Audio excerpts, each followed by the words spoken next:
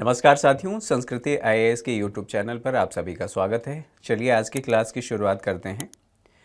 दरअसल इससे पहले की क्लासेस आप लोगों ने देखा है, उसी कड़ी में हम भारतीय अर्थव्यवस्था से संबंधित जो भी खबरें चर्चा में रही हैं उन पर बात करने वाले हैं। आज के सेशन में हम बात करेंगे बाह्य सेक्टर के बारे में, बाह्य क्षेत्र के बारे में। इंग्लिश में इसे एक्सटर्नल सेक्टर कहा जाता है।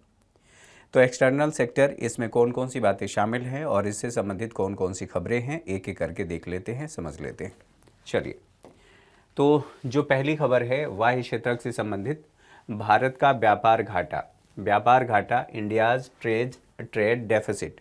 तो ये ट्रेड डेफिसिट क्या होता है और इससे संबंधित कौन कौन सी बातें हमें समझनी चाहिए इस न्यूज़ के अकॉर्डिंग, उन सभी बातों को देखेंगे। तो ये बात कर लें कि ये चर्चा में क्यों रहा है। तो भारत ने वित्त वर्ष 2023-24 में अपने शीर्ष 10 व्यापारिक भागीदारों में से 9 के साथ व्यापार घाटा दर्ज किया है। अब बात यह है कि 9 के साथ व्यापार घाटा दर्ज किया है, तो ये व्यापार घाटा होता क्या है। यहाँ पर बात कही गई है व्यापार घाटे की। तो एक बार आंकड़े देख लेते हैं और फिर इससे संबंधित चीज़ों को समझ लेंगे।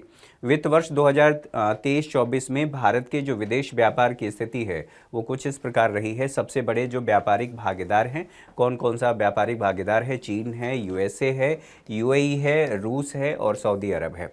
भारत का व्यापार अधिशेष यानी कि ट्रेड सरप्लस कहाँ पर है, किन देशों के साथ है? तो यूएसए है, नीदरलैंड है, यूके है, बेल्जियम है और इटली है। वित्त वर्ष 2022-23 की तुलना में व्यापार घाटे में वृद्धि हुई है और वृद्धि ये बताया गया है कि किन देशों के साथ हमारा व्यापार घाटा बढ़ा है। तो एक है चीन, रूस, दक्षिण कोरिया और हांगकांग। इन सभी देशों के साथ हमारा पहले वर्ष यानी कि वित्त वर्ष 2022-23 की बात करें उसके मुकाबले हमारा व्यापार घाटा बढ़ा है। साथ ही वित्त वर्ष 2022-23 की तुलना में व्यापार घाटे में कमी किन किन देशों के साथ दर्ज की गई है। तो ये देश हैं, जैसे यूनाइटेड अरब अमीरात की बात कर लें, सऊदी अरब की बात कर लें, इंडोनेशिया और इराक की बात कर लें। इन देशों के साथ हमारा घाटा रहा है।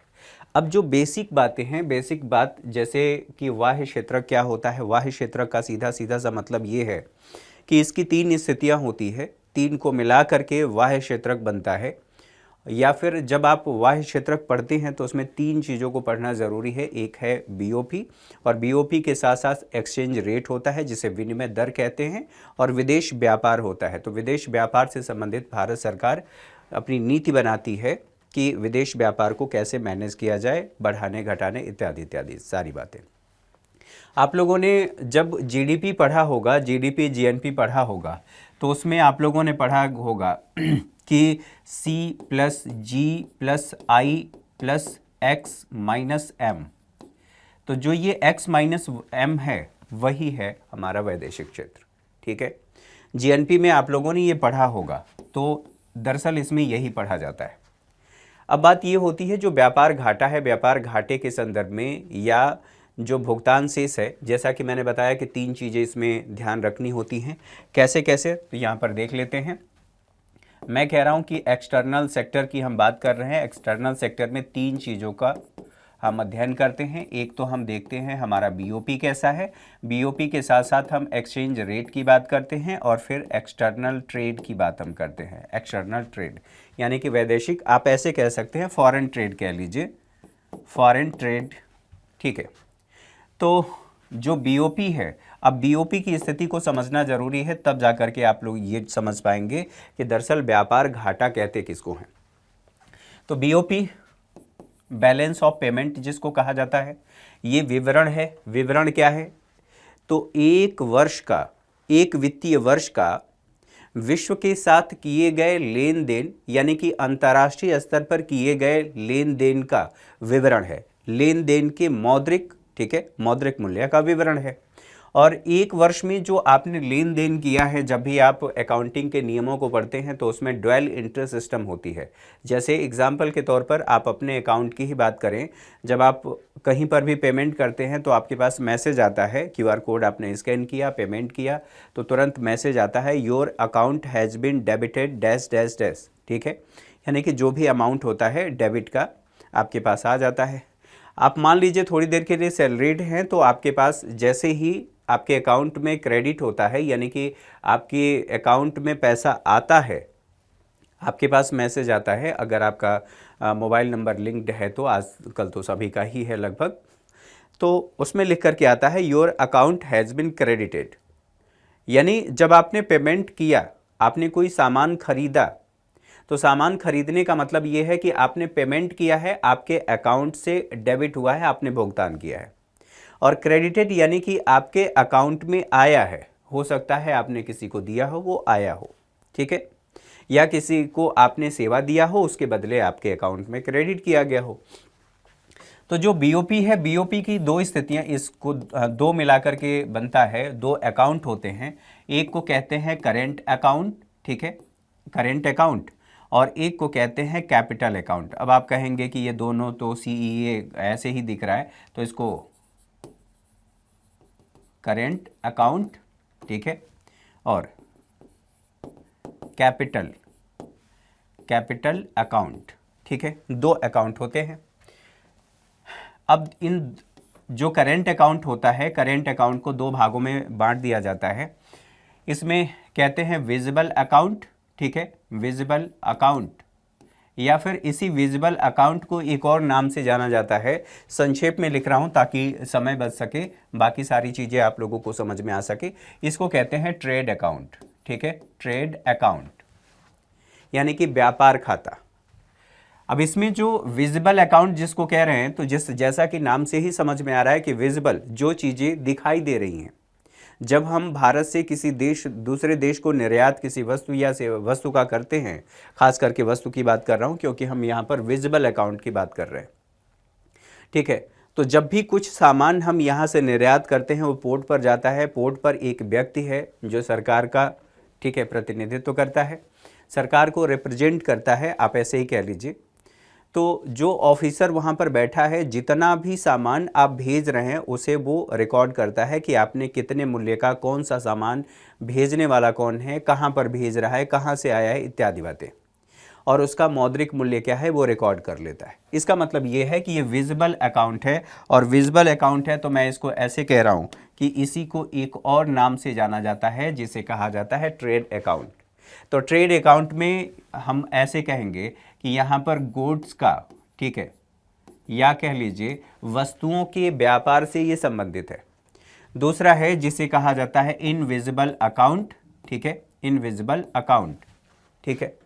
इनविजिबल अकाउंट में सेवाओं का यानी कि सर्विसेज, ठीक है, सर्विसेज की बात करें तो सर्विसेज का जो हम आयात निर्यात करते हैं वो इससे संबंधित है। तो कुल मिलाकर के यहाँ पर जो कहा गया कि हमारा व्यापार खाता, व्यापार घाटा बढ़ा है, तो व्यापार घाटा यानी करेंट अकाउंट के दो हिस्से हैं, एक को विजिबल अकाउंट, एक को इनविजिबल अकाउंट कहा जाता है। तो विजिबल अकाउंट यानी इसे ही लोकप्रिय रूप से ट्रेड अकाउंट कहा जाता है। तो इसका मतलब ये है कि वस्तुओं के आयात निर्यात में, ठीक है, जो कमी या वृद्धि देखी जाएगी उसके हिसाब से इसमें घाटा होगा। अब तीन स्थितियां हो सकती हैं, या तो व्यापार घाटा हो सकता है, माइनस में हो सकता है, या फिर आप ऐसे कह सकते हैं न केवल घाटा हो सकता है बल्कि दूसरी स्थिति हो सकता है कि हमारा पॉजिटिव हो, या फिर तीसरी स्थिति हो सकती है कि व्यापार संतुलन की स्थिति हो। अगर व्यापार घाटे की स्थिति है, इसका मतलब ये है कि हम इंपोर्ट अधिक कर रहे हैं, एक्सपोर्ट कम कर रहे हैं, ठीक है। तो यहां पर जो बात कही गई है कि व्यापार घाटा हमारा बढ़ा है, तो व्यापार घाटे के संदर्भ में सोचिए यहां पर क्या कहा गया है, व्यापार घाटा दर्ज किया गया है। तो व्यापार घाटा, अब वहां पर आप लोगों ने समझ लिया कि बीओपी में भुगतान शेष जिसको कहते हैं बैलेंस ऑफ पेमेंट, उसके दो हिस्से हैं, करेंट अकाउंट, कैपिटल अकाउंट। और करेंट अकाउंट के दो हिस्से हैं जिनको विजिबल कह लीजिए या ट्रेड अकाउंट कह लीजिए। तो ट्रेड अकाउंट में यानी कि हमने वस्तुओं का आयात अधिक किया है, निर्यात कम किया है, ठीक है, ये बात समझ में आ गई। और जब हम आगे बढ़ेंगे इसी चीज़ को और बेहतर ढंग से समझने की कोशिश करेंगे तो इसका सीधा सीधा सा मतलब ये है कि इनविजिबल अकाउंट में, ठीक है, अब आप कहेंगे कि इनविजिबल अकाउंट में क्या क्या चीज़ें होती हैं, तो यहाँ पर होती हैं कारक सेवाएं, गैर कारक सेवाएं, और गैर कारक सेवाओं के साथ साथ चालू हस्तांतरण, ठीक है। इन तीनों का शेष निकाल लेंगे तो इनविजिबल अकाउंट का शेष आ जाएगा। और ठीक है, यहाँ पर trade account, in trade account का शेष निकाल लेंगे तो ट्रेड अकाउंट का शेष निकल जाएगा। और तीनों के को मिलाकर के हम इनविजिबल अकाउंट का शेष, और फिर इसको मिलाकर के हम कहेंगे कि ये ट्रेड अकाउंट का शेष है, और फिर इन सभी को मिलाकर के जो शेष आएगा हम कहेंगे करेंट अकाउंट का शेष है, और आप कहते हैं CAD, करेंट अकाउंट डेफिसिट। ठीक है, और जब हम कैपिटल अकाउंट की बात करेंगे, कैपिटल अकाउंट यानी कि जो पूंजीगत वस्तुएं पूंजी के, या आप ऐसे कहेंगे कि संपत्ति के स्वामित्व में परिवर्तन से संबंधित है, संपत्ति के स्वामित्व में परिवर्तन से संबंधित है। इसको कैसे आप देखते हैं आगे चल करके, इससे भी संबंधित एक टॉपिक इसमें न्यूज है, वो आप लोगों को समझने को मिलेगा। एक को कहते हैं इनफ्लो, ठीक है, इनफ्लो, और एक है आउटफ्लो। ठीक है, आउटफ्लो।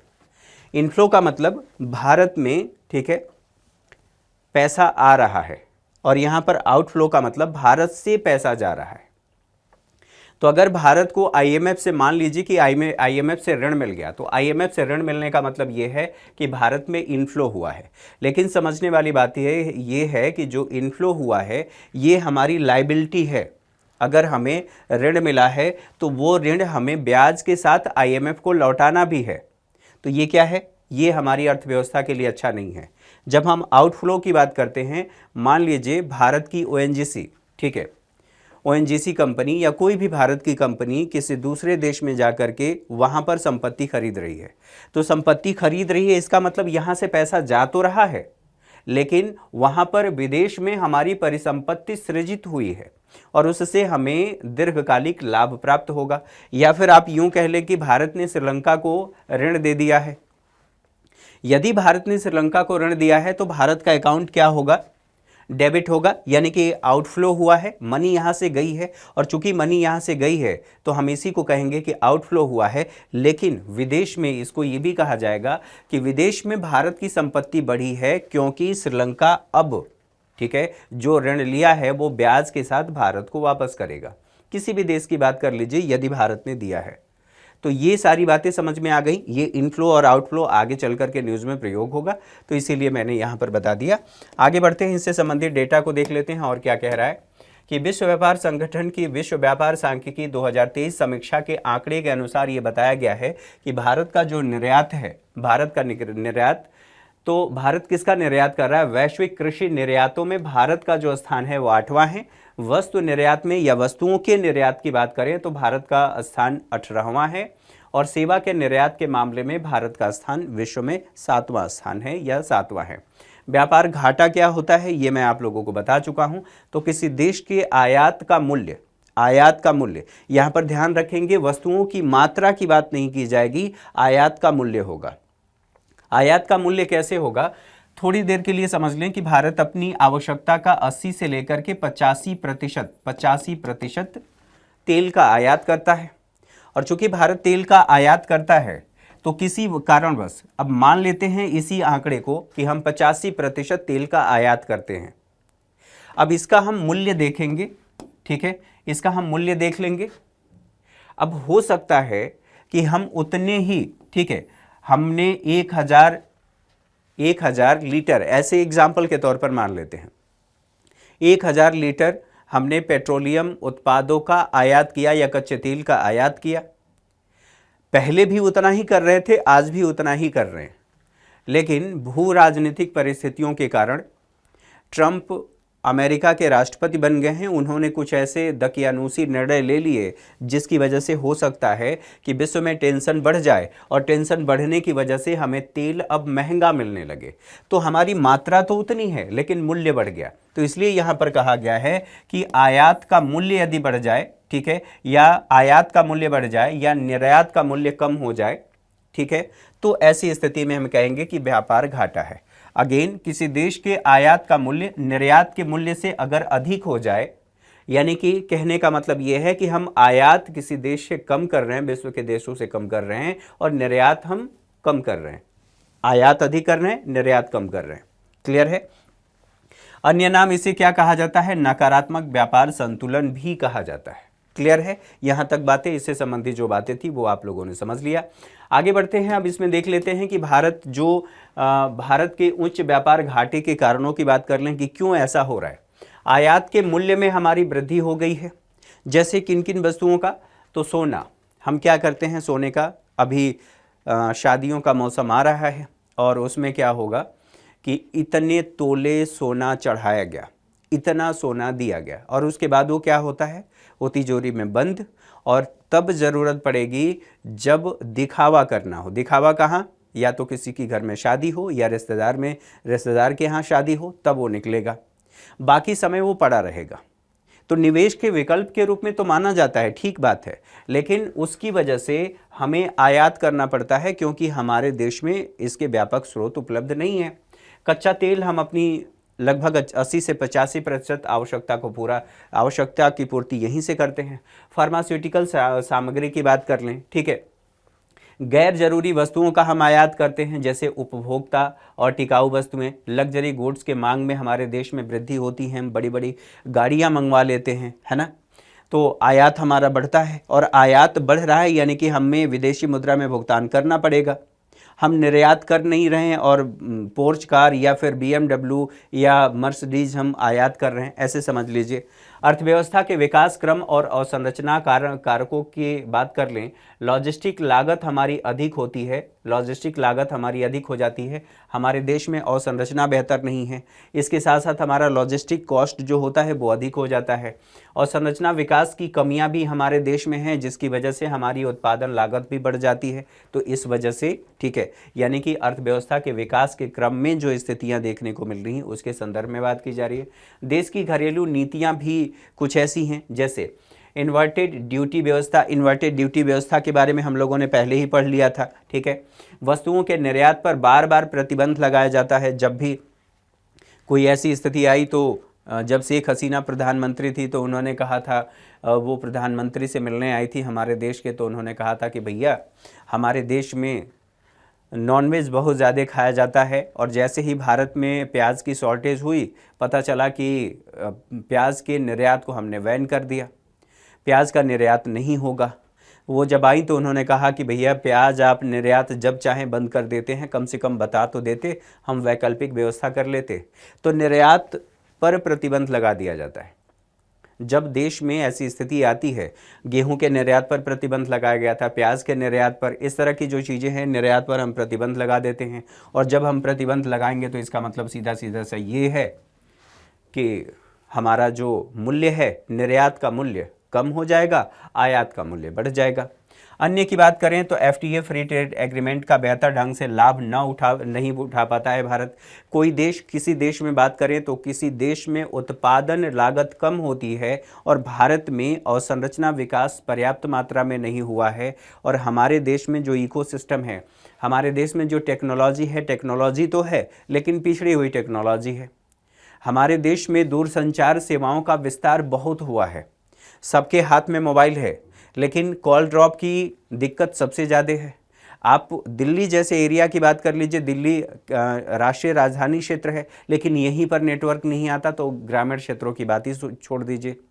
तो हमारे देश में टेक्नोलॉजी है लेकिन अपडेट नहीं है, और वो टेक्नोलॉजी बेहतर नहीं है। ऐसा नहीं है कि टेक्नोलॉजी नहीं है, हम 5G का इस्तेमाल कर रहे हैं, लेकिन 5G ऐसे गोल गोल घूमता रहता है, ठीक है। तो बेहतर ढंग से लाभ न उठा पाना, विकसित देशों द्वारा गैर प्रशुल्क बाधाएं, यानी कि जो विकसित देश हैं वो क्या करते हैं, इस पर शुल्क लगा देते हैं। तो यहाँ पर कहा गया है कि गैर प्रशुल्क बाधाएं, तो दो तरह की बाधाएं होती हैं। एक को हम कह दें कि बाधाएं, व्यापार के क्षेत्र में जो बाधाएं हैं, बाधाओं के बारे में, ठीक है। आप ऐसे कह सकते हैं कि मान लीजिए शुल्क, एक है कि शुल्क लगा दिया गया, आयात शुल्क में वृद्धि कर दी गई, तो आपकी वस्तुएं महंगी हो जाएंगी। इसके बारे में पहले चर्चा कर चुके हैं हम लोग। तो वस्तुएं महंगी हो जाएंगी और वो प्रतिस्पर्धी नहीं रहेंगी।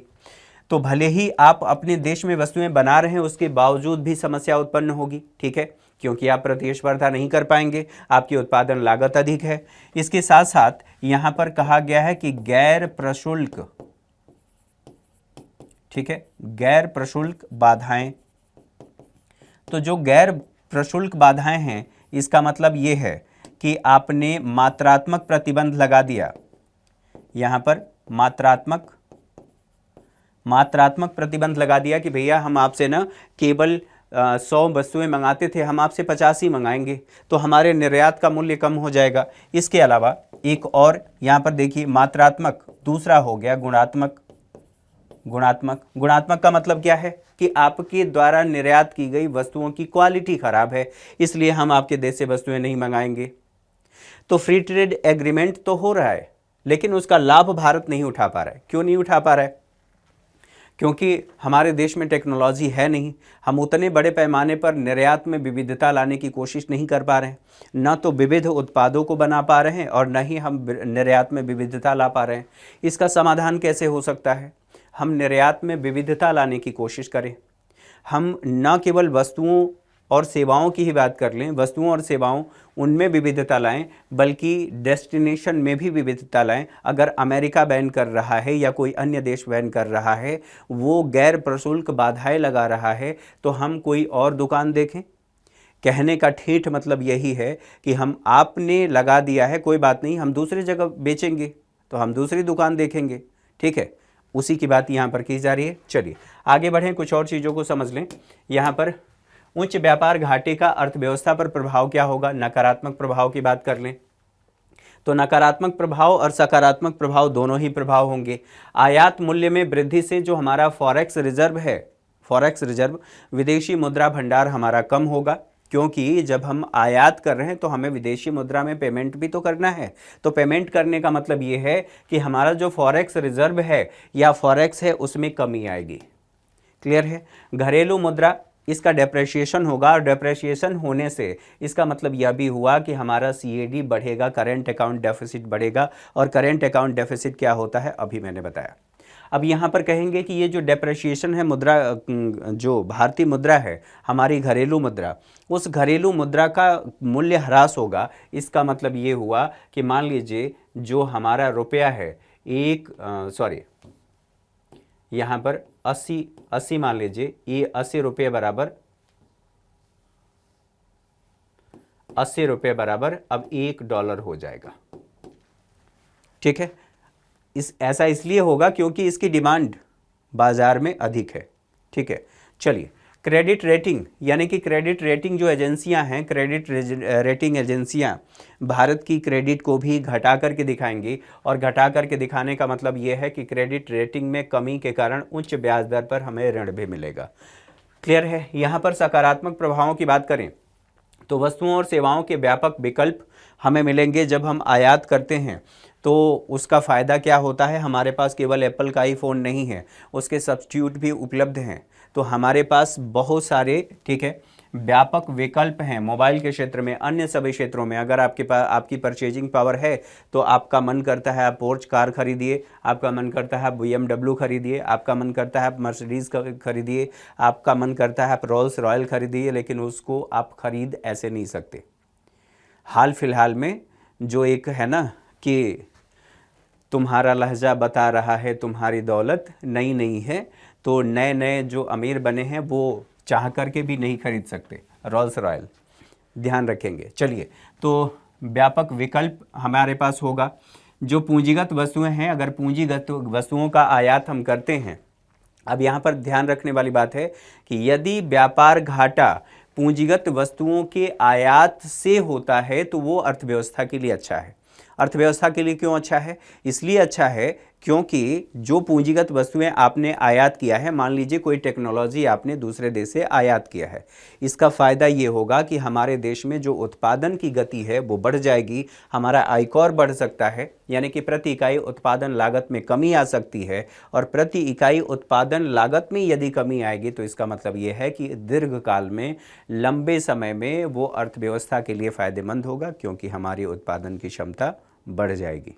ठीक है, तो इस बात का ध्यान रखें। अगर पूंजीगत वस्तुओं के आयात से घाटा होता है तो उस घाटे में, ठीक, उस घाटे को घाटा नहीं माना जाता। यहाँ पर पूंजीगत वस्तुओं का आयात से घरेलू निवेश में वृद्धि होगी।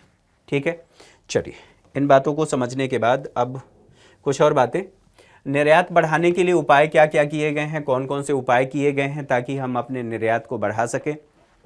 तो निर्यात को बढ़ाने के लिए निर्यातित उत्पादों पर शुल्क एवं करों में छूट दी गई है। पहले क्या होता था, मान लीजिए आपने आयात किया, ये मान लेते हैं थोड़ी देर के लिए इंडिया है, ये यूएसए है, ठीक है। यहाँ से यदि हमने आयात किया, ठीक है, तो भी इस पर शुल्क लगता था, शुल्क लगता है, ठीक है। और यदि हमने निर्यात किया तो भी शुल्क लग रहा है। आयात हो रहा है, ये बात तो समझ में आ रही है कि घरेलू उद्योगों के संरक्षण के लिए हमने ऐसा किया है, ठीक बात है। लेकिन हम जब निर्यात कर रहे हैं तब लगाने की आवश्यकता क्या है? आप निर्यात को तो बढ़ावा देंगे ना, और निर्यात को बढ़ावा देने के संदर्भ में आप क्या कर रहे हैं कि शुल्क लगा दे रहे हैं, तो वस्तुएं महंगी हो जाएंगी। और आप शुल्क लगा रहे हैं, भारत भी शुल्क लगा रहा है, अमेरिका भी शुल्क लगा रहा है। इसका मतलब ये हुआ कि अब वस्तुएं महंगी हो जाएंगी, और फिर वही बात जो मैंने आप लोगों से कहा था कि प्रतिस्पर्धी नहीं रहेंगी वैश्विक बाजार में, वो समस्याएं हमें देखने को मिलेंगी। तो ये बात समझ में आ गई। तो निर्यात उत्पादों पर जो शुल्क और कर हैं उसमें छूट दी गई हैं, और छूट देने के लिए क्या किया गया है, एक स्कीम चलाई गई है, ठीक है।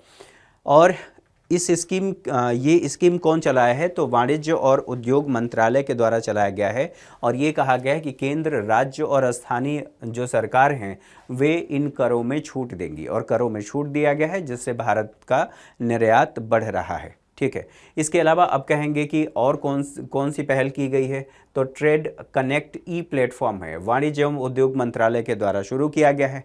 इसमें ये कहा गया है कि हमें निर्यात के बारे में रियल टाइम जानकारी दी जाएगी, मतलब जो भी निर्यातक हैं, खास करके एमएसएमई को कहा गया है, ठीक है, एमएसएमई, कि इनको निर्यात से संबंधित रियल टाइम में जानकारी मिल पाएगी, और रियल टाइम में जानकारी मिल पाएगी तो इससे जो निर्यात हैं, निर्यातकों को व्यापार से संबंधित लाभ मिल सकता है।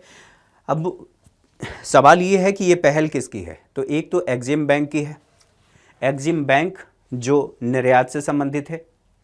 अच्छा, इसके अलावा वाणिज्य और उद्योग मंत्रालय तो है ही, वित्तीय सेवा, एक वित्तीय सेवा विभाग है, और वित्तीय सेवा विभाग के अलावा जो भारत का विदेश मंत्रालय है यह भी इसमें शामिल है। तो तीन आप याद रखेंगे, एक तो एग्जिम बैंक, और एग्जिम बैंक के अलावा वित्तीय सेवा विभाग और भारत का विदेश मंत्रालय, ये तीन इसमें शामिल हैं, बाकी को हटा दीजिएगा, ठीक है। भारतीय विदेश व्यापार संस्थान की बात करें तो ये क्या करता है, यह विदेश व्यापार से संबंधित अग्रणी संस्थान है, अग्रणी व्यावसायिक शिक्षण संस्थान है, अग्रणी व्यावसायिक शिक्षण संस्थान है जो इस दिशा में प्रयास करता है, इस दिशा में शिक्षा देने का काम करता है जिससे हमारा व्यापार बढ़ेगा, ठीक है।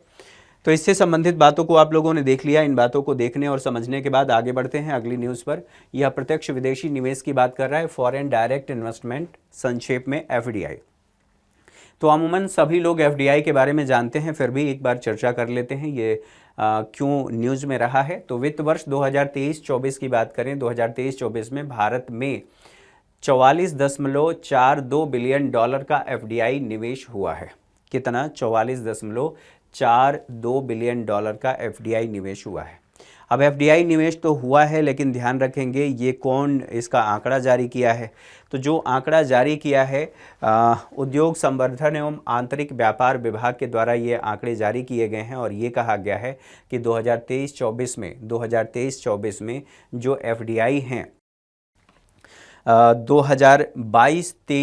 2022-23 में जो आंकड़े दर्ज किए गए थे उन आंकड़ों के मुकाबले जो हमारे देश में एफडीआई आया है लगभग 3.49 बिलियन डॉलर की कमी देखने को, या 3.49% की कमी देखने को मिली है। माफ़ कीजिएगा, करेक्ट कर लीजिएगा,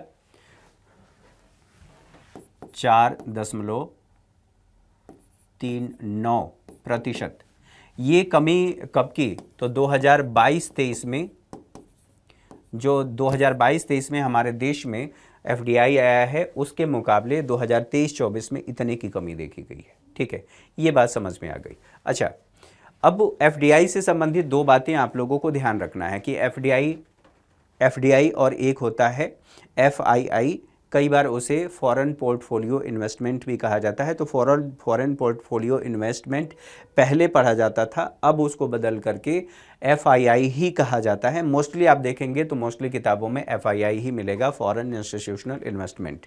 तो इससे संबंधित और कौन सी बातें हमें समझनी है, पहले उनको देख लेते हैं, फिर आगे बढ़ते हैं। वित्त वर्ष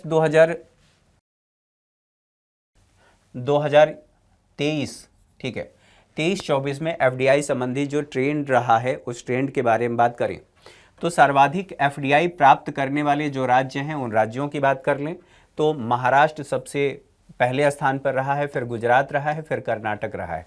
तो ध्यान रखेंगे ये ऊपर के क्रम में देखें तो ये बढ़ते क्रम में है, अगर नीचे देखेंगे तो घटते क्रम में हो जाएगा। यानी कि सबसे ज़्यादा FDI महाराष्ट्र प्राप्त किया है, फिर गुजरात, फिर कर्नाटक को प्राप्त हुआ है। सबसे अधिक FDI वाले देश कौन कौन से हैं, यानी कि जिन्होंने भारत में FDI किया है या वो फॉरेन डायरेक्ट इन्वेस्टमेंट लेकर के आए हैं। तो यहाँ पर देखिए सिंगापुर है, मॉरिशस है और USA। सबसे ज़्यादा सिंगापुर से भारत में FDI आया है, इसके अलावा मॉरिशस, ठीक है, मॉरिशस से आया है और फिर USA से भारत में FDI आया है। तो 3 देशों को आप लोगों ने ये देख लिया। सर्वाधिक FDI प्राप्त करने वाले क्षेत्र कौन कौन से हैं, जो हमारे देश में फॉरेन डायरेक्ट इन्वेस्टमेंट आया है, उन क्षेत्रों की बात कर लें, किन क्षेत्रों में सबसे ज़्यादा आया है। तो कंप्यूटर की बात करें तो कंप्यूटर यानी कि ये सॉफ्टवेयर हार्डवेयर दोनों की बात कर रहा है कि दोनों में ही FDI देखने को मिला है। फिर उसके बाद सर्विस सेक्टर में ये भी घटते क्रम में है, सर्विस सेक्टर में आया है, सेवा क्षेत्र में, और उसके बाद निर्माण गतिविधियों में आया है। तो एक तो है निर्माण और दूसरा है विनिर्माण, दोनों को ध्यान रखेंगे। निर्माण और विनिर्माण में अंतर होता है।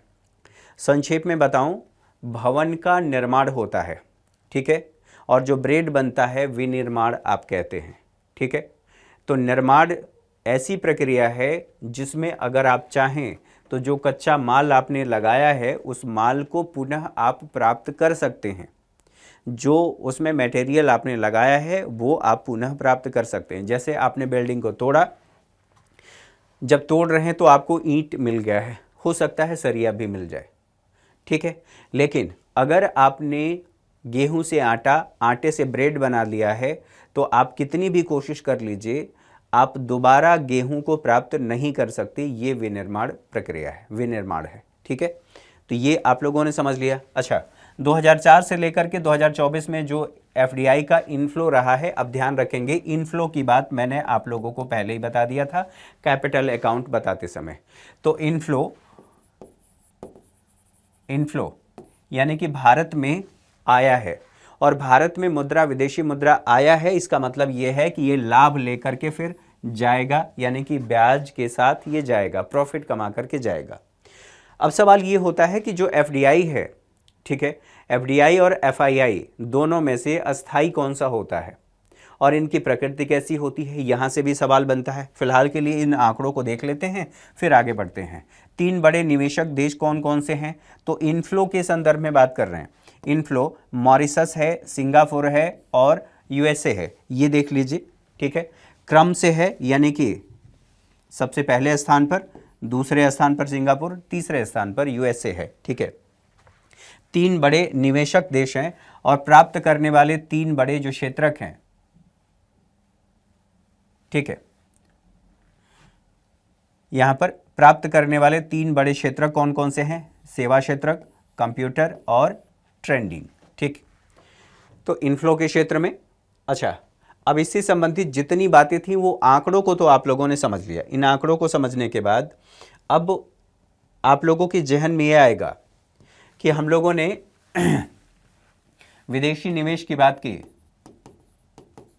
विदेशी निवेश। तो विदेशी निवेश में आप 2 चीज़ें ध्यान रखेंगे। एक कहेंगे कि FDI है, फॉरेन डायरेक्ट इन्वेस्टमेंट। मान लीजिए विदेश की कोई कंपनी भारत में एक यूनिट स्थापित करती है, यानी कि निर्माण की प्रक्रिया, विनिर्माण की प्रक्रिया में सीधे आकर के यहाँ पर हस्तक्षेप कर रही है, हमारे बाजार में हस्तक्षेप कर रही है। तो ये अगर कोई कंपनी आकर के भारत में अपनी एक यूनिट स्थापित कर रही है, टेक्नोलॉजी लेकर के आएगी, टेक्नोलॉजी लेकर के आएगी, जाहिर सी बात है। और टेक्नोलॉजी लेकर के आने के साथ साथ हमारे देश में उत्पादन करेगी, उत्पादन में विविधता होगी, तो अगर यहाँ पर कोई आकर के कंपनी स्थापित कर रहा है तो लाभ लेकर के 1 साल में या 6 महीने में तो जा नहीं सकता, यानी कि इसकी प्रकृति कैसी है। तो अब यहाँ पर अगर आप बात करेंगे प्रकृति, तो यह अस्थाई प्रकृति की है, अस्थाई प्रकृति की है।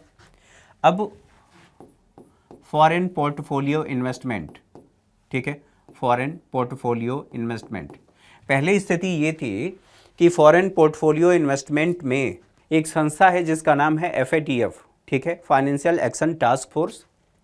तो जब भी कोई निवेश होता था, ठीक है, तो निवेश के लिए पहले उन्हें एक प्रमाण पत्र लेना पड़ता था और प्रमाण पत्र लेकर के तब क्वालिफाइड फॉरेन इन्वेस्टमेंट, ठीक है, तो वो प्रमाण पत्र लेना पड़ता था।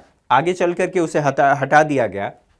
तो इसके 2 हिस्से थे, ठीक है, 2 हिस्से, एक और यहाँ पर FII।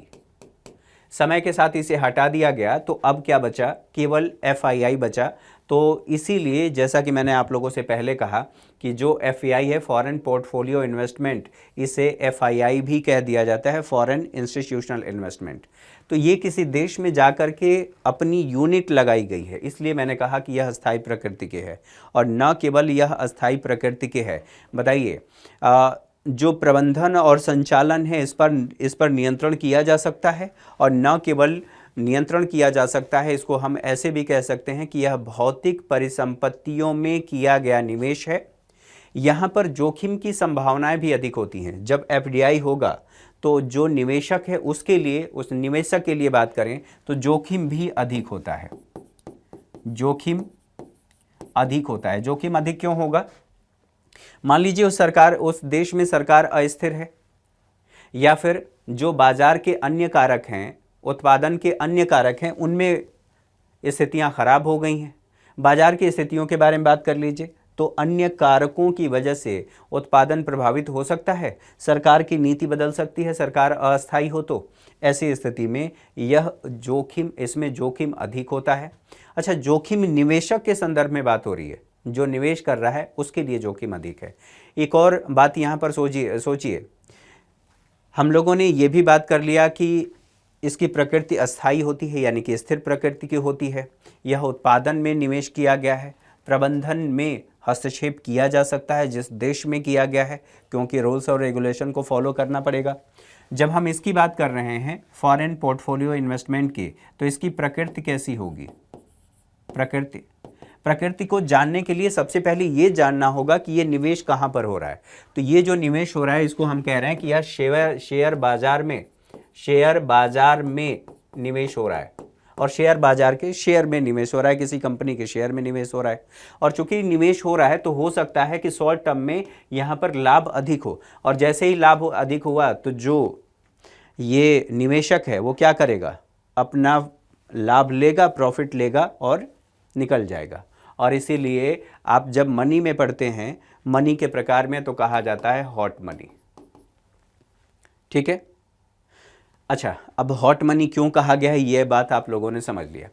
इसकी प्रकृति कैसी होगी? यह अस्थायी प्रकृति की होगी, जैसा कि मैंने अभी आप लोगों से कहा कि यह शेयर बाजार में, शेयर में, बॉन्ड में आदि में निवेश, यानी कि सिक्योरिटी में कह सकते हैं, बॉन्ड में कह सकते हैं, उसमें निवेश, ठीक है। अब इसमें जब निवेश हो रहा है तो इस बात को सोचिए कि लाभ लेकर के ये जाएगा, और लाभ लेकर के जाने के साथ साथ इसीलिए कहा जा रहा है कि यह अस्थायी प्रकृति का है और इस पर नियंत्रण करना संभव नहीं है, ठीक है। नियंत्रण इस पर नहीं हो पाता। निवेशक के लिए इसमें जोखिम कम होता है, क्योंकि उसने देखा जैसे ही मार्केट में अप एंड डाउन हो रहा है वैसे ही वो अपना पैसा लेकर के वापस चला जाएगा, पैसा लेकर के बाहर निकल जाएगा।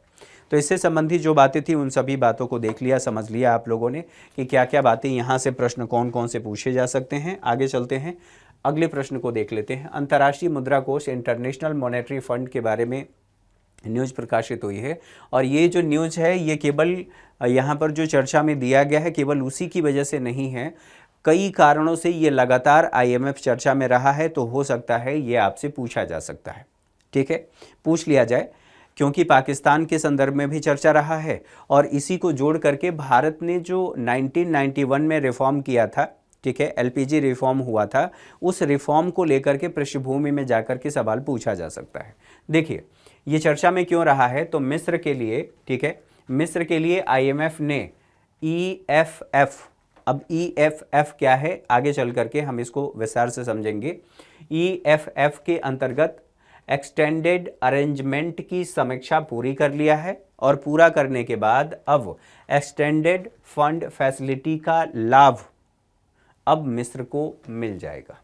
ठीक है, मिस्र को मिलेगा तो ठीक है, यहां तक तो बातें समझ में आ गई, लेकिन ये कब मिलता है और जो आईएमएफ है, आईएमएफ जो लोन देता है उस लोन को किस रूप में परिभाषित किया जाता है। तो यहां पर देखिए आईएमएफ फंड और लोन कब देता है, जब किसी देश की अर्थव्यवस्था मध्यम अवधि की बात करें, मध्यम अवधि में बीओपी के संकट से, यानी कि बीओपी के गंभीर संकट से यदि जूझ रही हो, उस स्थिति में उस समस्या से निपटने के लिए आईएमएफ मदद करता है। ठीक है, आईएमएफ मदद तो करता है, ठीक है, समस्याओं का सामना कर रहा हो तो ऐसी स्थिति में करेगा। कारण यह है कि संरचनात्मक कमजोरियों के कारण, यानी कि उस अर्थव्यवस्था की संरचना ऐसी है जिसकी वजह से आज वो फाइनेंशियल यानी कि बीओपी संकट का सामना कर रहा है। तो इसको क्या कहेंगे, संरचनात्मक कमी है। और सेम यही स्थिति आप लोगों ने पाकिस्तान में पढ़ा होगा। ठीक है, तो एक तो संरचनात्मक कमजोरियों या धीमी वृद्धि के कारण, और समाधान में जो समस्याएं हैं ये दीर्घकालिक रिफॉर्म हैं। एक बाय एक आप अर्थव्यवस्था को मंदी से बाहर नहीं निकाल सकते, और नहीं निकाल सकते तो इसका मतलब ये है कि समाधान में समय लगेगा, और जब समाधान में समय लगेगा तो जो आईएमएफ है, आईएमएफ समय समय पर देशों की मदद करता है। और मदद क्यों करता है, अब आप लोग यहीं पर ध्यान रखेंगे कि जो अलग अलग संस्थाएं इसके तहत बनाई गई हैं, जिसके बारे में अगली न्यूज है, अगले सेशन में हम उस पर चर्चा करेंगे, बात करेंगे। तो आईएमएफ क्या करता है और जो बाकी संस्थाएं हैं, जैसे वर्ल्ड बैंक की बात कर लीजिए, ठीक है, या WTO की बात कर लीजिए, वो क्या करते हैं। तो जो आईएमएफ लोन देता है उसकी विंडो की बात करें, आईएमएफ लोन विंडो, उसको 3 भागों में बांट करके देखा जाता है। एक है रैपिड फाइनेंशियल इंस्ट्रूमेंट, इसके माध्यम से यदि अर्थव्यवस्था में आवश्यकता हो तो आईएमएफ उस अर्थव्यवस्था को या उस देश को 3 से लेकर के 6 महीने के लिए ऋण उपलब्ध कराता है। इसको कहा जाता है रैपिड फाइनेंशियल इंस्ट्रूमेंट, तत्काल जरूरत है और कम अवधि के लिए, 3 से लेकर के 6 मंथ के लिए। इसके अलावा स्टैंड बाई अरेंजमेंट भी होता है। स्टैंड बाई अरेंजमेंट जो होता है यह आईएमएफ 1 से लेकर के 2 वर्ष के लिए उस देश को उपलब्ध कराता है। फिर बात करें एक्सटेंडेड फंड फैसिलिटी, यह 3 से लेकर के 4 वर्ष के लिए, आप ऐसे कह सकते हैं लॉन्ग टर्म के लिए उपलब्ध कराया जा रहा है। ठीक है, इस संदर्भ में लॉन्ग टर्म की बात की जा रही है। यही चीज यदि आप समझना चाहें तो आईएमएफ की जो वेबसाइट है, आईएमएफ की वेबसाइट से आप चीज़ों को समझ सकते हैं। देखिए जितनी भी सेवाएं हैं उसकी जो फैसिलिटी हैं, ठीक है, वो सारी चीज़ें यहाँ पर दी गई हैं। और इसी के बारे में चाहें आप किसी के भी बारे में सर्च करना हो, किसी के बारे में भी पता करना हो, तो आप उसको आसानी से रैपिड फाइनेंशियल इंस्ट्रूमेंट इसकी बात कर लीजिए, या फिर जो मैंने आप लोगों से कहा उसके बारे में एक एक करके चर्चा कर लेते हैं। यहाँ पर देखिए एक्सटेंडेड फंड फैसिलिटी, और इसके तहत प्रपोज्ड एलिजिबिलिटी क्या है, किस आधार पर देगा, और कंडीशन क्या है, इसके बाद से रिव्यू क्या है, साथ ही साथ ड्यूरेशन आपको बता रहा है कि कितने वर्ष के लिए यहाँ पर दे दिया गया है कि 3 से लेकर के 4 वर्ष के लिए दिया जाता है। रीपेमेंट की बात करें तो कब किया जा सकता है, कैसे किया जा सकता है, ठीक है, इंटरेस्ट रेट क्या होगा, टर्म्स क्या होंगे, टर्म एंड कंडीशंस के बारे में, एक्सेस के बारे में, सारी चीज़ें यहाँ पर दी गई हैं।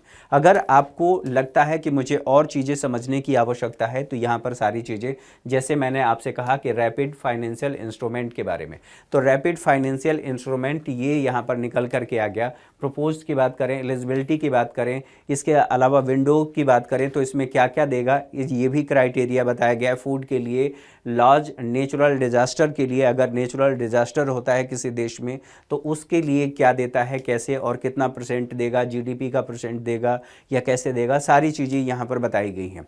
फिर ड्यूरेशन बताया गया है, फिर आपको रीपेमेंट के बारे में बताया गया, इंटरेस्ट रेट के बारे में बताया गया है, एक्सेस के बारे में बताया गया है, सारी चीज़ें यहाँ पर दी गई हैं। तो जो ऑफिशियल वेबसाइट हैं उन ऑफिशियल वेबसाइट को सर्च करना ज़रूरी है। ठीक है, चलिए यहाँ तक बातें आप लोगों ने समझ लिया, इससे संबंधित जो बातें थी हम लोगों ने देख लिया। आगे बढ़ते हैं और क्या चीज़ें बताई गई हैं EFF के बारे में। इससे संबंधित प्रावधान और उद्देश्य क्या है? देश की संरचनात्मक असंतुलन को दूर करने के लिए ये दिया जाता है, जैसा कि मैंने पहले ही बताया। आवश्यक नीतियों पर ध्यान देने वाले व्यापक कार्यक्रमों का भी समर्थन करता है। ये देगा तो जरूर, लेकिन जो IMF है वो कहेगा कि आपको ये सुधार करने हैं, यानी कि वह बाह्य प्रेरित, जैसे आप भारतीय अर्थव्यवस्था के बारे में पढ़ते हैं, बाह्य प्रेरित सुधार भी करने के लिए कहेगा। और जो सुधार करने के लिए कहेगा वो आपके लिए बाध्यकारी है, आपको करना ही है। जैसे कि आपने पाकिस्तान में पढ़ा होगा। तो IMF का जो बेल आउट पैकेज है, इस पैकेज के संदर्भ में एक और नाम है जिसे कहा जाता है कि यह पेनफुल सर्जरी है। एक सर्जरी है कि आपको एनेस्थेसिया दे करके और सर्जरी कर दिया गया, आपको पता नहीं चला, आपको दर्द का एहसास नहीं हुआ और सर्जरी हो भी गई, लेजर से आपकी सर्जरी हो गई, ओपन सर्जरी नहीं हुई। ठीक है, एक है सर्जरी कि आपको जिंदा रखा गया और फिर उसी में चीर फाड़ करके और इलाज किया गया, तो ये पेनफुल सर्जरी होता है। अब पेनफुल सर्जरी क्यों है? तो जो बेल आउट पैकेज दिया जाता है उसकी शर्तें होती हैं। शर्तें क्या हैं? जैसे वो देश संरचनात्मक समस्याओं से जूझ रहा है तो क्या करेगा? कृषि पर ऋण लगाने के लिए कहेगा। IMF कहेगा कि भैया कृषि पर आप ऋण न लगाएं, कृषि पर ऋण लगाइए, कृषि पर यहाँ पर कर लगाना माफ़ कीजिएगा, कृषि पर टैक्स लगाने के लिए कहेगा। ऐसा नहीं कि भारत के लिए नहीं है, भारत के लिए भी है, लेकिन भारत कृषि पर ऋण नहीं लगाता। वजह यह है कि भारत में एक सेंसिटिव मुद्दा है। सेंसिटिव मुद्दा क्यों है? चुनाव में आप क्या करेंगे? किसानों के लिए किसान दया का पात्र हो जाता है और किसान को भैया आपको वहाँ पर टैक्स नहीं लगाना है, कृषि से प्राप्त आय पर आपको टैक्स नहीं लगाना है। तो एक ये बात हो गई। दूसरी चीज़, पाकिस्तान के संदर्भ में भी इसको आप समझ सकते हैं। गैस और बिजली के जो प्राइस है इनको कहेगा कि आप बढ़ा दीजिए। घाटे में चलने वाली जो PSU हैं, पब्लिक सेक्टर यूनिट, सार्वजनिक क्षेत्र की कंपनियां, इसको कहेगा कि आप बेच दीजिए, यानी कि आप प्राइवेटाइजेशन कर दीजिए। यहाँ पर डिसइन्वेस्टमेंट की बात नहीं हो रही, प्राइवेटाइजेशन की बात हो रही है। और घाटे की जो व्यवस्था है, राजकोषीय घाटे को कम करिए, अपने बजट घाटे को कम करिए। कम करने के लिए वो कहेगा। यही कारण है कि आप लोगों ने समझा होगा, आप लोगों ने न्यूज़ में पढ़ा होगा कि पाकिस्तान में जो समस्याएं उत्पन्न हुई थी कि बिजली, पानी, ये सब कुछ बहुत ज़्यादा महंगा हो गया, आटा महंगा हो गया, तो ये महंगा इस वजह से हुआ था। ठीक है, तो उन सभी को लेकर के हम चले हैं, ताकि अगर दोनों देशों से संबंधित, चाहे मिस्र से या फिर पाकिस्तान से अगर पूछा जाए, तो वो आप समझ पाएंगे, आसानी से उन चीज़ों को समझ पाएंगे और उससे संबंधित जो प्रश्न हैं उनको हल कर पाएंगे। अच्छा, अब बात कर लेते हैं अंतर्राष्ट्रीय मुद्रा कोष के बारे में। मुख्यालय कहाँ पर है? वाशिंगटन DC USA में है। ब्रेटन वुड्स जो सम्मेलन हुआ था, द्वितीय विश्व युद्ध के बाद जो सम्मेलन हुआ था, और ये कहा गया था कि विश्व में जो युद्ध हुआ उससे व्यापक जो क्षति हुई है उसकी अब भरपाई करनी है। अब धीरे धीरे जो अर्थव्यवस्था है उन अर्थव्यवस्थाओं को उभारना है, यानी कि उनकी स्थिति को मजबूत करना है। तो WTO, विश्व बैंक, IMF, इन सब की बात करेंगे फिलहाल के लिए, लेकिन ध्यान रखेंगे अलग अलग समय पर कुछ संस्थाओं की स्थापना हुई है। फिलहाल 1944 में इसकी ब्रेटन वुड्स सम्मेलन हो रहा है और उसके बाद इसकी स्थापना हो रही है। कार्य क्या है? अगर कोई देश BOP संकट से जूझ रहा है तो BOP संकट के समाधान के लिए उनकी मदद करना, साथ ही वैश्विक मैक्रो इकोनॉमिक्स और वित्तीय स्थिरता को बढ़ावा देना। और जैसा कि मैंने आपसे कहा कि वित्तीय स्थिरता को बढ़ावा देने के लिए, ठीक है, मदद के लिए अल्पकालिक और मध्यम अवधि के ऋण उपलब्ध कराता है। और इसमें जो सदस्य देश हैं, भारत भी इसका सदस्य देश है। 191 इसमें सदस्य देश हैं। किसमें? IMF की बात की जा रही है। आगे बढ़ें, यहाँ पर संगठन की संरचना की बात करें तो संगठन की संरचना कुछ इस प्रकार है। बोर्ड ऑफ गवर्नर्स, ठीक है, बोर्ड ऑफ गवर्नर्स ये क्या करते हैं? अगर कोई महत्वपूर्ण निर्णय है तो महत्वपूर्ण निर्णय को लेने का काम करते हैं। और सदस्य देशों के, जैसे भारत, आप लोगों ने पढ़ा होगा RBI के कार्यों में कि RBI क्या करता है, तो जो वैश्विक सम्मेलन होते हैं उन सम्मेलनों में ये शामिल होता है। तो यहाँ पर देखें, सदस्य देश के गवर्नर और एक वैकल्पिक गवर्नर इसमें शामिल होते हैं। तो यहाँ पर सर्वोच्च निर्णय लेने वाला निकाय, ठीक। इसके अलावा कार्यकारी बोर्ड, इसमें 25 सदस्य होते हैं। IMF के दिन प्रतिदिन के जो कार्य होते हैं उन कार्यों को संचालित करने के लिए कार्यकारी बोर्ड होता है जिसमें 25 सदस्य होते हैं, सदस्य देश होते हैं। अंतर्राष्ट्रीय मुद्रा और वित्तीय समिति की बात करें तो इसमें 24 सदस्य होते हैं और 24 सदस्यीय यह सलाहकारी निकाय है। सदस्य देशों के समूहों के प्रतिनिधि इसमें शामिल होते हैं। तो इससे संबंधी जो महत्वपूर्ण बातें थी उन सभी महत्वपूर्ण बातों को हम लोगों ने समझ लिया। अगले सेशन में और ज़्यादा महत्वपूर्ण खबरों को शामिल किया जाएगा, ठीक है। तो उससे संबंधित जो बातें हैं अगले सेशन में हम करेंगे। आज के लिए मेरे साथ इतना ही, अगली क्लास में मुलाकात होगी, तब तक के लिए नमस्कार।